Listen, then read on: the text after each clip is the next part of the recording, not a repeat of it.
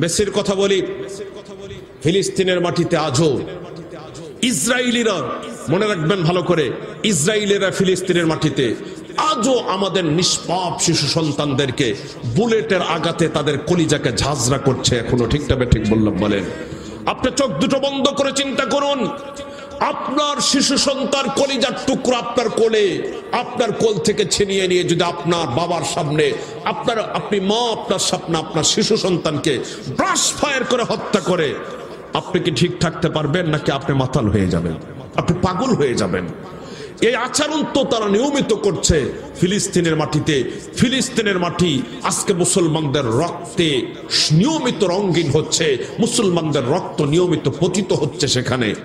ইসরায়েলের এই কাজগুলি করছে, আর ইসরায়েলেদের এই কাজের এক নম্বরের সাপোর্টার হলো আপনাদের কলিজায় জায়গা যেই খেলোয়াড়কে দিয়েছেন মেসি।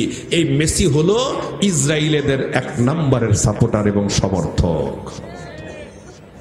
ভালো করে কথা মাথায় নেন, মেসি হলো তাদের এক নম্বরের সমর্থক। আর সেই মেসির জন্য পাগল হয়ে গেলেন, সেই মেসির জন্য এত পাগল হয়ে পড়লেন, মেসির মতো করে নিজেকে সাজাবার চেষ্টা করছেন। আর মেসির মতো জার্সি পরে পরে, মেসি যে জার্সি গায়ে দেয়, যে নাম্বারের জার্সি, নামওয়ালা জার্সি, ওই জার্সি পরে পরে আপনি মেসির সমর্থকে আপনি আল্লাহর জমিনে ঘুরে ঘুরে বেড়াচ্ছেন। সবকিছুতে রেকর্ড হয়ে থাকছে, আল্লাহর কাছে জবাব দিবেন কি করে বলুন?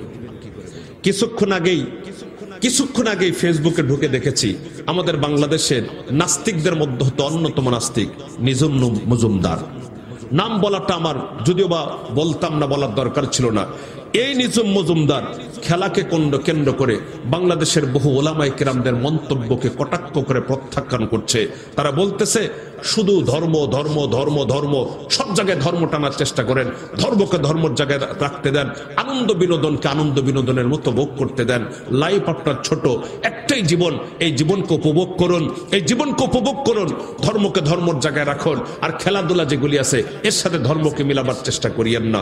শুনুন, ভালো করে মাথায় নেবেন, মুসলমানদের প্রত্যেকটি কর্মকাণ্ড, আমাদের প্রত্যেকটি কর্মকাণ্ড, এমনকি বাথরুম করা, পেশাব পায়খানা করা, খাওয়া দাওয়া, নিরানি দেওয়া, চাষাবাদ করা, চাকরি নাও করি, যা কিছু আমরা করি, সবগুলা আমাদের দৃষ্টিভঙ্গির পরিবর্তনের কারণে, সবগুলা দুনিয়ার কাজ আমরা করি না, কেমন যদি এগুলাকেও আমরা দিন বানিয়ে ফেলি, এগুলোকে ইবাদত বানিয়ে ফেলি। ঠিক তবে ঠিক বললাম? বলেন।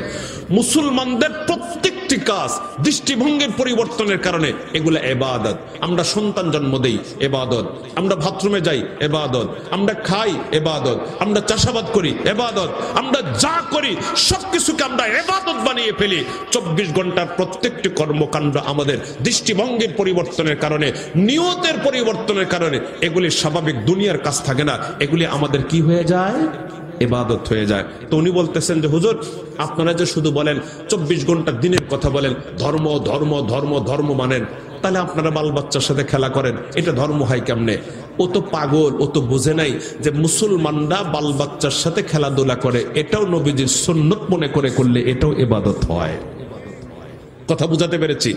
এজন্য আমাদের 24 ঘন্টার প্রত্যেকটি কর্মকাণ্ড কোরআন এবং সুন্নাহর আলোকে যাচাই বাছাই করেই করতে হবে। এই খেলা যদি বৈধ হয়, এই খেলা দেখলে সওয়াব আছে, এই খেলা দেখলে উপকার আছে, এটা যদি হতো দুনিয়া এবং আখিরাতে, তাহলে সবার আগে হযরত উলামায়ে কেরাম, হক্কানি আলেম ওলামা, পীর সাহেব যারা আছেন, বুজুর্গানা দিন যারা আছেন, সবার আগে এই কাজগুলা আপনারা যা করতেছেন, এই কাজগুলা বাংলাদেশের হক্কানি ওলামায়ে কেরাম, পীর মাশায়েখরা সবার আগে করত। ঠিক তবে ঠিক বললাম? বাংলাদেশের কোন আলেম কি পতাকা টানাইছে?